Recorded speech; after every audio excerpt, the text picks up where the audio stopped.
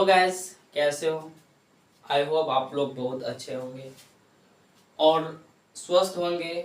मैं सोनू, आप सभी को हमारे चैनल एसके क्रांतिकारी एकेडमी में स्वागत है।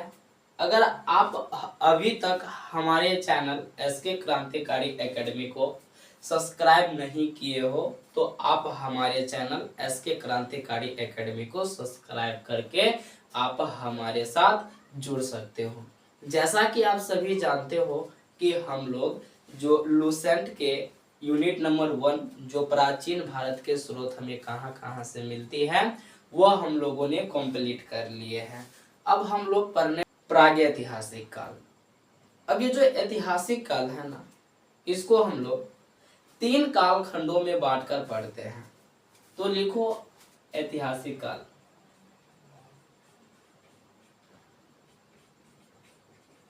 ऐतिहासिक काल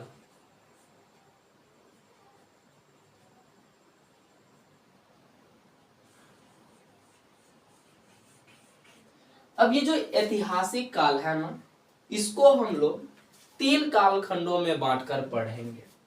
सबसे पहला नंबर पर हो जाएगा आपका प्रागैतिहासिक।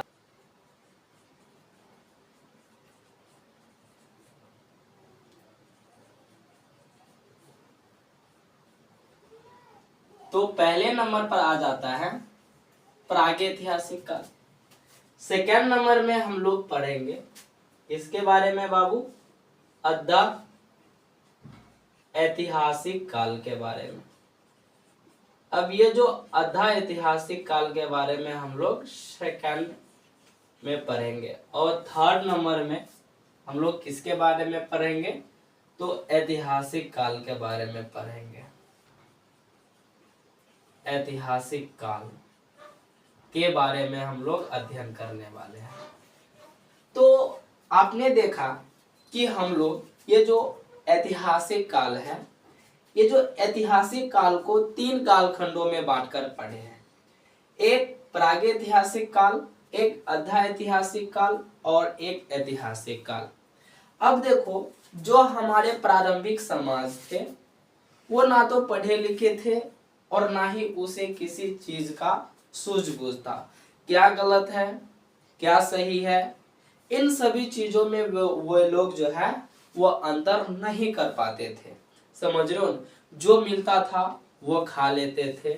और ये जो प्रागैतिहासिक काल है, इस काल में मानव जो है वो भोजन के लिए जो है ना वो मुख्य रूप से जानवरों पर आश्रित थे। समझ रहे हो? शिकार करते थे और भोजन करते खाते थे।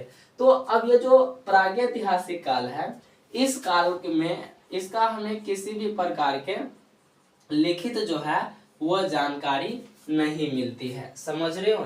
अब ये जो अद्धा ऐतिहासिक काल है, अब प्रागैतिहासिक काल से जब मानव अद्धा ऐतिहासिक काल में आया तो पता है इसके पास थोड़ा बहुत जो है वो सूझबूझ हुआ। समझो, ये लोग पढ़ना लिखना चालू किए थे तो ये लोग पढ़ा पता है इसमें हमको लिखित जानकारी मिलता है। समझ रहे हो?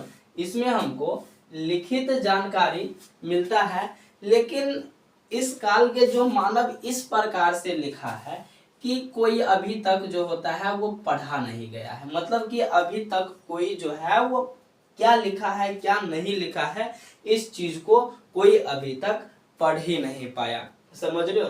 अब ऐतिहासिक काल में मानव जो है वो पूरी तरह से पढ़ लिए थे, पढ़ना भी जान गए थे और लिखना भी जान गए थे। समझ रहे हो? तो ये जो ऐतिहासिक काल है, ऐतिहासिक काल में हमें क्या है लिखित जानकारी भी मिलता है। समझ रहे हो? और इस काल में पढ़ा भी गया है। तो आपने देखा कि ये जो प्रागैतिहासिक काल है, प्रागैतिहासिक काल में हमको लिखित जानकारी नहीं मिलता है, किसी भी प्रकार की लिखित जानकारी नहीं मिलता है। और ये जो अद्धा ऐतिहासिक काल है, इसमें हमको लिखित जानकारी तो मिलता है, लेकिन इस प्रकार से लिखा है कि इसे अभी तक कोई पढ़ ही नहीं पाया। तो अब ऐतिहासिक काल में मानव पूरी तरह से विकसित हो गया था क्या? ये जो ऐतिहासिक काल है इसमें जो है वो लिखा भी गया और पढ़ा भी गया। समझ लो। अब ये जो प्रागैतिहासिक काल है, प्रागैतिहासिक काल में बहुत ज्यादा जो है ना वो पत्थरों का प्रयोग होता था। तो इस काल में जो होता है वो बहुत ज्यादा पत्थरों का प्रयोग होता था, इसलिए इस काल को हम लोग क्या कहते हैं, पाषाण, क्या है, पाषाण काल के नाम से जानते हैं। पाषाण काल को इंग्लिश में क्या कहते हैं, स्टोन एज कहते हैं। समझ रहे हो क्या कहते हैं बाबू, स्टोन एज कहते हैं। तो हम लोग पाषाण काल जो है ना इसको हम लोग 3 भागों में बांटकर पढ़ने वाले हैं। पाषाण काल को कितने भागों में बांटकर पढ़ने वाले हैं, तो 3 भागों में बांटकर पढ़ने वाले हैं। एक हो जाता है आपका पूरा पाषाण काल हो जाएगा, समझ रहे हो, पूरा पाषाण काल एक हो जाता है पूरा पाषाण काल। दूसरा नंबर पर हो जाता है पता है माध्य पाषाण काल, और तीसरा नंबर माध्य पाषाण काल हो जाता है। और ये जो तीसरा नंबर पर हो जाता है आपका नव पाषाण काल। क्या हो जाएगा, नव पाषाण काल हो जाता है। तो इस प्रकार से हम लोग पाषाण काल को 3 भागों में बांटकर पढ़ने वाले हैं। अब ये जो पाषाण काल है ना, और अगर हम इसके टाइम पीरियड, अगर हम इन तीनों के अगर टाइम पीरियड के बात करेंगे, तो ये जो पूरा पाषाण काल है यह 25 लाख, क्या होता है, 25 लाख बीसी से लेकर, क्या है, 25 लाख बीसी से लेकर के जो है ना 8,000 बीसी तक चला था। कितने, 8,000 बीसी तक चला, कोई दिक्कत नहीं है।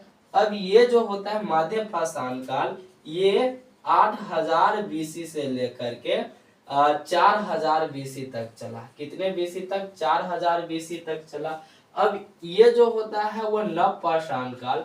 अगर हम नव पाषाण काल के बात करें ना, तो ये जो है 4,000 बीसी से लेकर के कितने, ये 4,000 बीसी से लेकर के ये 4,000 बीसी से लेकर के 2500 बीसी तक चला। कितने बीसी तक चला, 2500 बीसी तक चला। तो आपने देखा कि ये जो प्रागैतिहासिक काल है, प्रागैतिहासिक काल में हमें किसी भी प्रकार के कोई लिखित जानकारी नहीं मिलता है, समझ रहे हो ना। और इस काल में बहुत ज्यादा पत्थरों के प्रयोग होने के कारण इस काल को हम लोग स्टोन एज कहते हैं।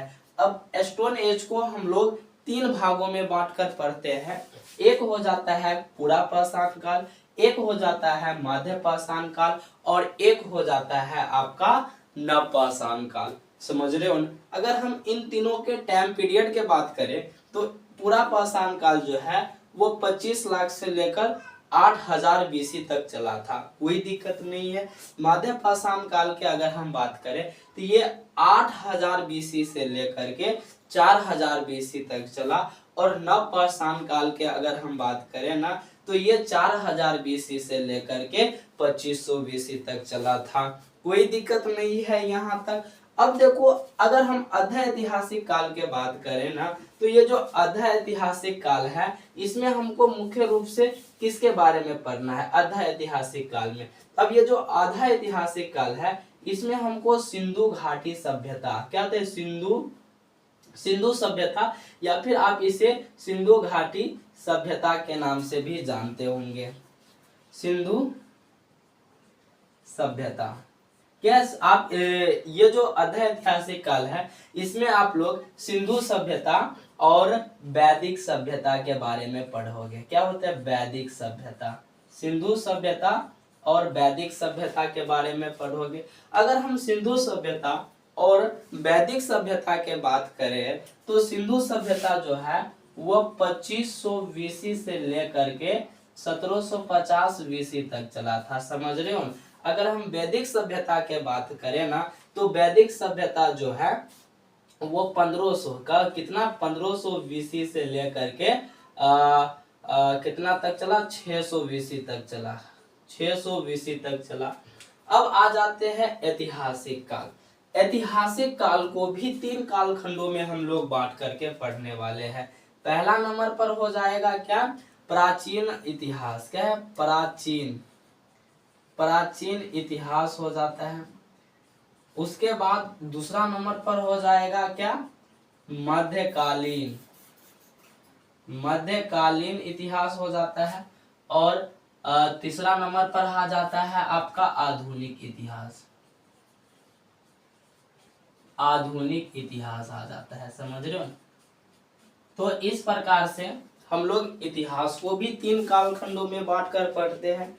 एक प्राचीन इतिहास, एक मध्यकालीन इतिहास और एक हो जाता है आपका आधुनिक इतिहास। तो अगर हम इन तीनों के टाइम पीरियड के बात करें तो ये जो प्राचीन इतिहास है ना, ये प्राचीन इतिहास 600 बीसी से लेकर के 712 एडी तक चला था, समझ रहे हो।